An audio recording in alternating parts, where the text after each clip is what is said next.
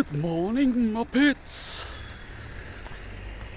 In my wonderful, amazing, incredible book, the world's first spiritual Bible,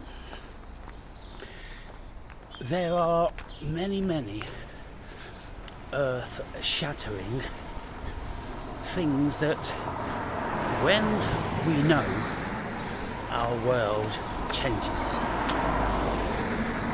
Now, the difference between the people that really know these things and the people that don't, the people that maybe just think they do, is the difference between leading and living a blissful existence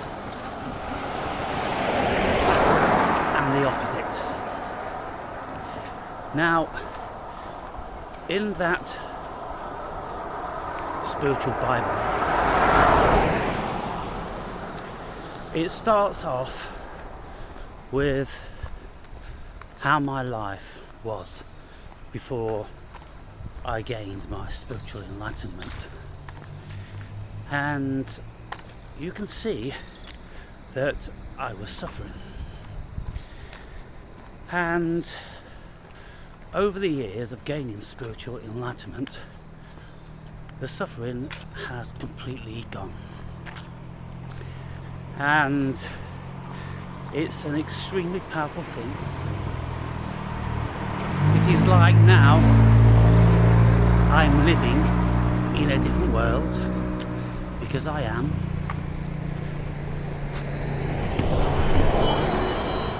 I'm living in a world of bliss, tranquility and beauty. And every single day of my life is bliss. I don't have to do anything that I don't want to do. I never have to go anywhere that I don't want to go. I never have to speak with anyone I don't want to speak to. Suffice it to say, ladies and gentlemen, my life is the life of a hedonist, or an Epicurean in pursuit of pleasure. In actual fact, I'm not even in pursuit of pleasure. I am pleasure. I am pure joy and pure bliss. Now, let me give you some illustrations of what I'm speaking about here.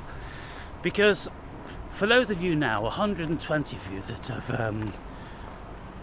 bought the book, some of you read a little bit of it, most of you not comprehending any of it, because it's massively too deep.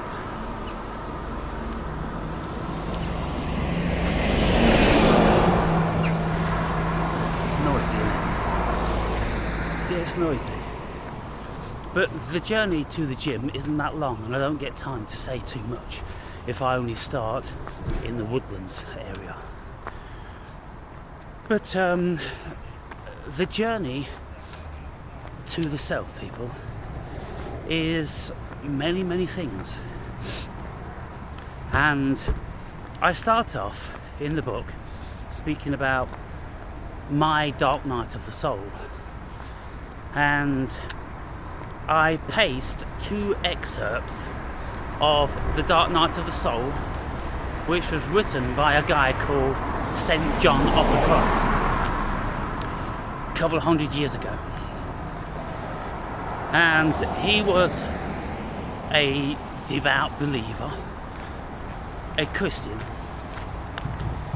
and he felt at a certain point in his life that he had been abandoned by God, and he slumped so low to the point whereby life was worth nothing. But he came out of it, and that's what lots of us do when we have this spiritual awakening, because we have an egoic implosion.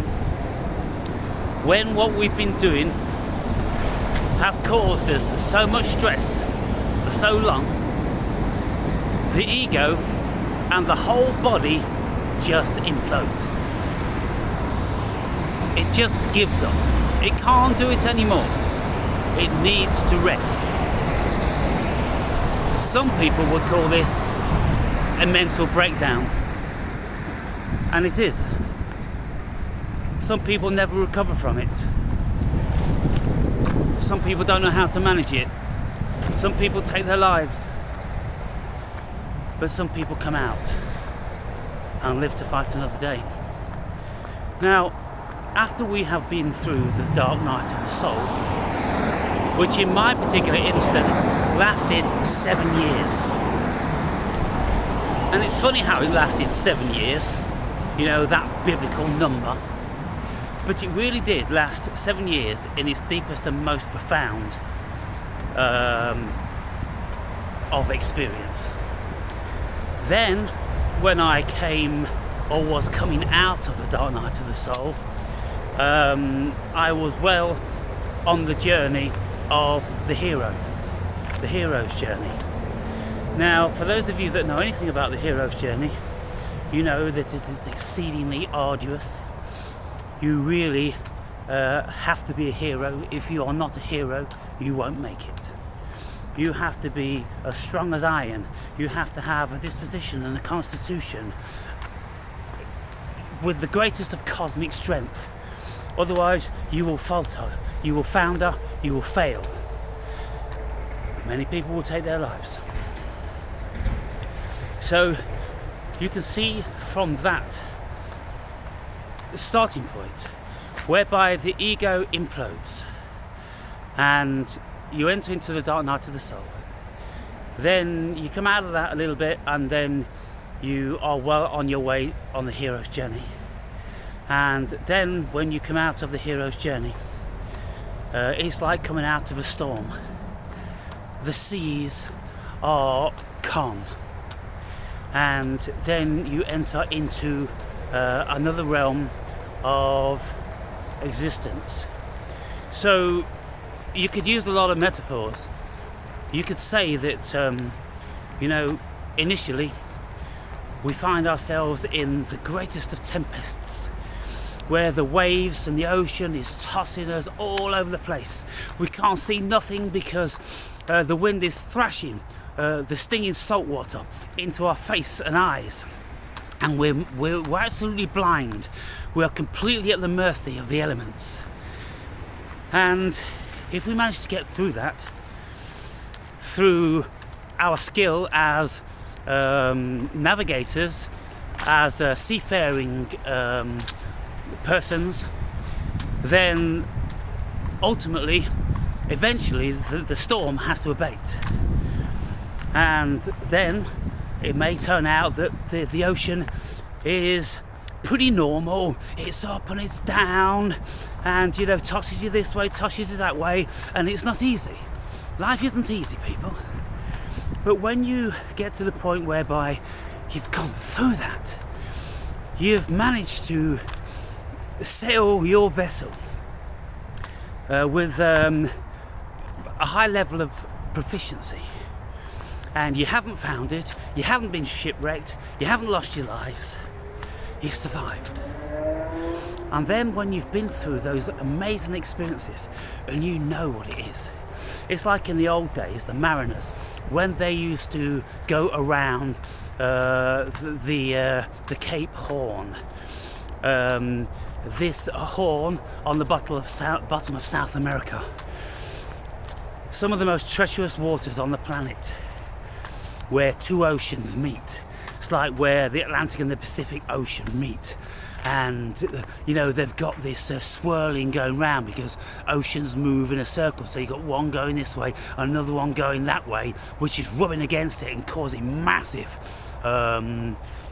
seas, massive storms.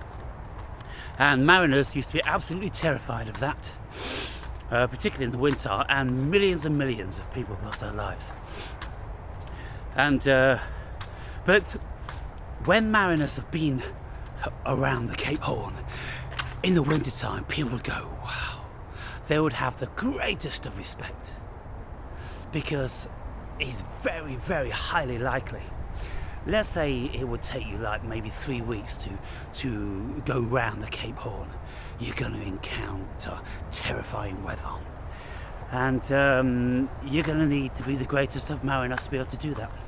And your shipmates are going to need to have the greatest of constitution and to be brave, because as soon as cowardice starts to turn in, then mutiny comes about and chaos will ensue. But in my book I speak about all these things. I speak about the most very, very powerful experiences that one can have on the spiritual journey. Encounters, people that spiritual people have written about for thousands of years. But the difficulty is when reading encounters like that, if you haven't had those experiences, or you're not that bright, you don't really know what the author is saying, then these stories, experiences, these formats, these human excursions will mean little or nothing to you. And this is what appears to be happening with my book. If people are on the spiritual journey and you are impressed by my videos and you find an affinity with some of the things I say, then you buy that book, and to be quite honest, you're not ready for it. Keep the book, keep reading it, and over a 20-30 year span, then you'll know exactly what I'm speaking about. If you have been fortunate or unfortunate enough to experience the things I'm speaking about in that book. Now, if you have been in a position whereby you have almost lost your life on many occasions, then you would have experienced what sheer terror actually is. If you have encountered the most sinister and evil of entity taking possession of your body, or at least trying for months on end, these spirits, they will see an opportunity for potential weakness in a certain environment, and they feed on you. And it really is a thing. And if you don't know about spirits, if you don't believe because you've had no experience, then you won't have a clue what I'm speaking about. And you'll dismiss it as fantasy and as stories and just maybe, what was in my imagination, this, that and the other. But if you are learned enough, people, then you'll read thousands and thousands of accounts of people encountering spirits, benevolent and malevolent, and jesters and all in between. You would have encountered those like I have. And then you'll be absolutely gripped. I think if anyone is really long in the tooth and have had lots of experiences and really been through the dark night of the soul and been presented with taking their own lives and being so energy depleted and lethargic and disinterested in the world for so long, and then you come out the other side and you would vastly appreciate every single day. And when your consciousness expands, now some of you are aware of a little bit of my relationship with my one of my younger sisters, 2 years my junior, and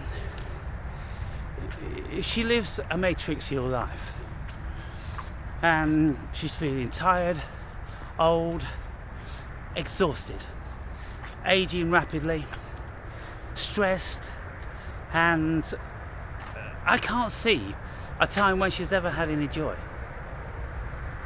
She's never expounded a level of joy and bliss and excitement, because she's always been in here. Everything is here. Her world is here. There is nothing which is outside in the world. It's all here. And it's all premised on fear, insecurity. And so she comes around now and again. She came around last night. And she has a call from her son, who's 20 years old. He's a bartender. He's doing an apprenticeship for being an electrician as well, but a bartender in the evening time. And he gets into a bit of an altercation with the management. And so she's on the phone and she's counselling him, and she's telling him over and over and over and over and over and over and over again the same old thing, what he should say. And it's like, for goodness sake, every little episode, which basically is meaningless and nothing, she'll build into a mountain. And she'll dwell on it and she'll suffer. She'll create her own suffering. And so this conversation's going on for about fucking 20 minutes. And I'm doing the washing up and this, that and the other. And then she puts the phone down and then she continues to want to talk to me about it. And I said, it doesn't matter. Oh no, blah, blah, blah. I said, it doesn't matter. And she continues, I said, it doesn't matter. What of it? What does it mean? All you're doing now is you've just had this moment of agitation, and now you're actually building it up, you're winding it up, you're thriving on it. You're creating more angst and negative energy, which is destroying your soul. And she goes, yeah. And that's all it ever amounts to. It's kind of like a flicker of a realisation. Yeah, it's not good. But anyway, yeah, this, that and the other, and he's doing this and she said that, and it never ends. And then I've got a female friend who is pretty well exactly the same. How many women in our lives have we met who are neurotic? Sigmund Freud, the great psychologist, he had about 90% neurotic Jewish patients, which were women. Neurotic women, people, dissatisfied with their lot in life because their world is entirely seated in their ego, in their thoughts. And the whole thing about this spiritual awakening is that we realise that the ego is the false prophet. We realise that we are not the ego, and there is a whole lot more to this life and this cosmos outside of the ego. In actual fact, it turns out that the ego is like a grain of sand on the beach of life when you wake up, when you have your spiritual awakening. And then if you are lucky enough to become enlightened, when you have a feeling of oneness with God, with the cosmos, with everything, there's no separation, and you fundamentally are absolutely still and blissful. That's the human being's natural core state if they have a soul. I'm convinced that many people don't actually have souls, and if we look at the soul, people, of course it's a very, very deep and complex subject matter, and it doesn't matter what I will be saying to any of you. You've all got your opinions about the soul and about the spirit, and it's never mattered anything I say. I will never change any of your thoughts, because you have to experience it yourself. At the end of the day, if you have thoughts about it, most of you won't even have thoughts about it. You won't even have never considered what the soul is, what the spirit is, what the ego is, how the chemicals in your body rule your life. You would have never have considered these things. All these subjects are absolutely massive, and I speak about them all at length in my book. And like I'm always saying, I find it unfathomable that I can only get, there's 2 people now out of 120, 2 people that have wanted to speak about it a little bit, just a few lines from that book of 250,000 words. Isn't it incredible? And when I'm speaking with people like Andre or Tommy, and I'm saying that every single line in that book is so deep, it's so profound for anyone who has actually had life experience. But for those who haven't had life experience, for those who are completely still asleep, that book will mean almost nothing. And I think that's what's happened with the vast majority of you. And I've said it like 100 times, and I've appealed to you, and yet nothing happens. even when I appeal to you to write a review, out of 120 people that have bought that book, 9 people have wrote a review. That's shocking, isn't it? It's absolutely diabolical.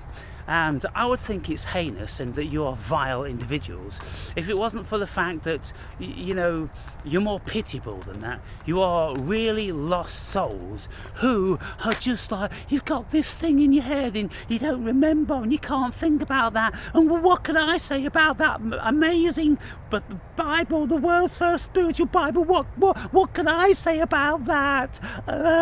And you'll go on like this forever until, you'll almost be in a fucking coma with the stress. Yeah, I hear you. You're suffering to such a massive extent. My sister is suffering every single second of every single day, and she's been that way all of her life. She will never ever even come close to waking up. And she comes round and she's one of these people that is always doing so-called kind things, right? Always bringing food that she's cooked, always bringing presents, and always bringing, to all the family, doing things like that. And she knows herself that it's more of a curse than it is a blessing. But she just says, that's just the way I am. That's the way I've always been. She's always been lying in bed every single night thinking about other people's problems and then wanting to resolve them a little bit. And she comes around and, she'll bring food for me at my normal eating time, 5 p.m. in the evening time. And it's very, very, very highly likely that I've already eaten or am about to eat. And yet she brings food round unannounced, and then I'm supposed to be grateful for it. I'm supposed to be in open arms. Oh wow, great! Oh brilliant! Oh yummy! Whoa! Thanks for that. When the reality is, well, I've just eaten, and I don't necessarily eat that sort of stuff. Sometimes I do, and it's okay. Yeah, that's okay. But I'm not jumping with joy. I'm not starving, I'm not short of money, and so there's no real gratitude there. And then last night she brought 3 books around, and they're just rubbish. And she's like, look, I know you're into all this deep thing and deep that and whatever. But this is just something light. I just thought you might just want something light. And I'm like, well, the point is, yeah, you just thought. And so what does your kindness amount to? 2 of the books went into the bin, and one of them I'll spend probably about 30 seconds flicking through the pages because they're completely nothing that I'm remotely interested in. But she wanted to impose what she thought upon me. She wants to impose her food on me. She wants to impose these presents. I mean, look, bless her heart, bless her cotton socks. She brought round a Christmas present for Providence, which was a bag of beautiful, fresh, varied nuts, and Providence absolutely loves them. And she brought around a bottle of wine for me, but I haven't drank wine from a bottle probably in about 3 years. I'll have 1 glass when I go out for a meal once every blue moon, and that's it. I don't drink wine anymore. It doesn't work well with me. But she doesn't know that. She doesn't know me. She thinks she knows me. She thinks she knows me because of who she used to think she had a relationship without when, growing up until 20 years old. But since being 25 years old, she doesn't know me. She hasn't got a clue who I am. And but she insists that, I just know that person. That's the person that I'll always know. And I'm like, well, you're always going to be living in the fantasy because that person is dead. Goodness me, I'm 61 years old now. The person that you knew when we used to live together and hang around together, when we was in our early 20s, that person just isn't here anymore. There's nothing about that person which exists anymore. And yet, she wants to keep that fiction alive. Okay, well, you'll live in trauma then, because that person is dead. And this person is the one that's alive. And this person, she doesn't have a clue about anything. She can't engage with me in any subject matter. And it's shocking and it's very, very sad, because, I look at people, and as I'm getting older now with other people, I'm seeing how they are all aging massively. and I'm not. And I ask myself, well, why aren't I aging like them? One of the reasons is that I live in bliss. I don't have the stress. I don't create my own hell within my mind, which permeates to my whole body. How many people do you know? How many of you are creating your own hell every single day of your lives? And that hell is creating hellish chemicals. Cortisol is making you tired and making you fear-based, and it's making you angry and lethargic, and you've got no zest for life, and you contemplate suicide, and nothing gives you any pleasure. Yeah, all that sort of stuff. You are doing it to yourselves, people. The world isn't doing it to you. Simple, the world isn't doing it to you. And so in my book, I write about these negative thought attachments. And yet I've never had a single person say, wow, that chapter, that was pretty something. That made me realise this and made me realise that. Nothing. And so, what I know now about the world is that 90% are soulless drones. They don't have this level of consciousness that I'm in. And I'm all speaking to you about consciousness being in concentric circles, and how I am evidently way out in a far extreme circle of consciousness than most of you. And when I say things like that, the vast majority of you have deep resentment for it. Because you think that I'm thinking I'm something, and I'm putting myself above you and this and the other. The fact of it is, I am light years ahead of you. The vast majority of you, I am light years ahead of you. And as far as education goes, I'm absolutely thousands and thousands of books ahead of you. And so I'm just telling you the way it is, people. I'm not pulling any fucking punches. And this is one of the things that Tommy says in a 4-hour chat. He says, well, I love about you just don't pull no punches. I'm not pulling no fucking punches. It's not love and light, and I'm not trying to raise up the Muppet because we're all equal. We're a long fucking way from being equal. We are a million light years away from being equal. And, I put these videos out there, to give... I don't know why, the cosmos makes me do it. That's basically it, because I don't gain anything from it. There's nothing in it for me. Nobody has ever become enlightened or awoken from the things I've said, because that isn't how enlightenment works, or that isn't how we wake up. We wake up with trauma, people. And if you haven't had sufficient trauma, then you are still fast asleep. And even if you have had, lots of trauma in your life, there's many people that have suffered throughout their whole fucking lives, but they'll never have this Eckhart Tolle moment. They'll never just wake up one morning and have a crystal clear mind. They won't be blessed like that. It's the cosmos that does it. And it's like, well, when we reincarnate, for spiritual experience in a human form, it just never was your destiny to wake up. It was your destiny to suffer and to try and grow. But how many people actually do grow? How many of you who have suffered, have actually made any gains in life? You actually consider that your suffering has given you something positive, and now that you see the life in a different way that you wouldn't have done if it wasn't for your suffering. How many of you just think suffering is terrible and it's a curse and the world's evil and all that sort of thing? Because you don't have the consciousness. And you have to be gifted with the consciousness. And there really is so much to this old soul thing, because this book I'm reading now, the Spirits book, is a question and answer book about spirits. And there's just an enormous amount of questions and answers in there. And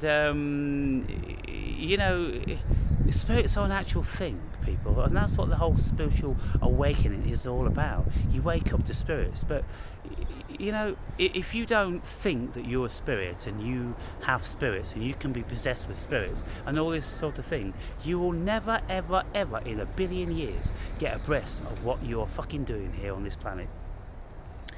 And I find it absolutely shocking, bewildering that with someone with like the amount of information and the amount of knowledge and experience that I have, I don't get people asking me, can you give me therapy, or can I talk to you, I'll pay you. I did in the past. I used to have lots of people coming because they used to offer therapy. And one person said, listen, I've got £1,000 that I want to send you. How many hours of just talking to you will I get for that? And I said, well, charge £20 an hour, so that's 50 hours. So we spoke for 50 hours.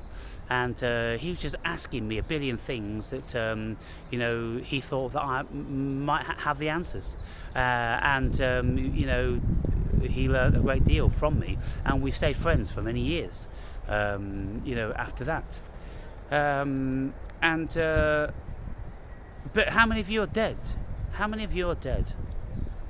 How many of you can't speak? I mean, what is it? It's like it's some sort of pandemic going on where people can't speak anymore, where they're too terrified, they're too afraid, they're too fear-based, they're too insecure. Well, what on earth is it? Or they don't have the time, they don't have the energy. All these different sorts of stuff. We're most certainly heading for massive changes. And I'll be speaking about the massive changes that are coming in other videos. But,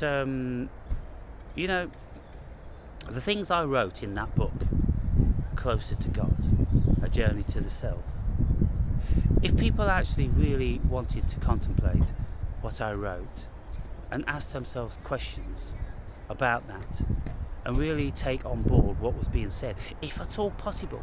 I realise it isn't possible for many of you. You've got memories like goldfish, you can't retain information, even when you're reading stuff, it doesn't sink in. You've read one page and you don't know what the fuck you've read.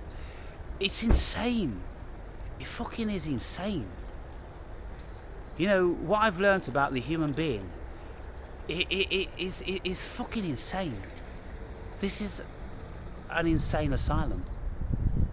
And there is a remarkably small percentage of people that have got any idea what's going on here. The rest are just milling around, zombies. Just fucking zombies. Just drifting through this sojourn in life. And I would even go to far as say that they've just come here to make our lives more simple, so we can actually concentrate on the nature of the cosmos. People work in factories, producing all the things I wear, all the things I eat, all the things I use. These people work in these sweat factories, and they're doing that 12 hours every single day, sometimes 7 days a week, for a large portion of their lives. And it's bizarre, isn't it? And so how many of you do meaningless, mind-bendingly boring tasks? How many of you can actually find the resolve to do that? If you can find the resolve to do a mind-bendingly boring job, then you have to realise that your level of consciousness is very, very low. Because anybody who has spirit just isn't going to be able to do that sort of stuff. They're going to find something else. But if you found yourself working in a factory or in an office in a little fucking chicken cubicle, doing the same old boring fucking shit for year in, year out, then you just, I don't know whether you know already that you're exceedingly low conscious beings, and maybe you don't even have souls. It might be distressing to some of you to think about that there's no way out of your incarceration. Because many people, like the Gnostics, will say this is a prison. This is a prison, and we're all imprisoned by the evil demiurge, Yaldabaoth, Yahweh, Jehovah. And there's a lot to be said for that. It's a soul trap. How many souls escape that? I barely know a single one.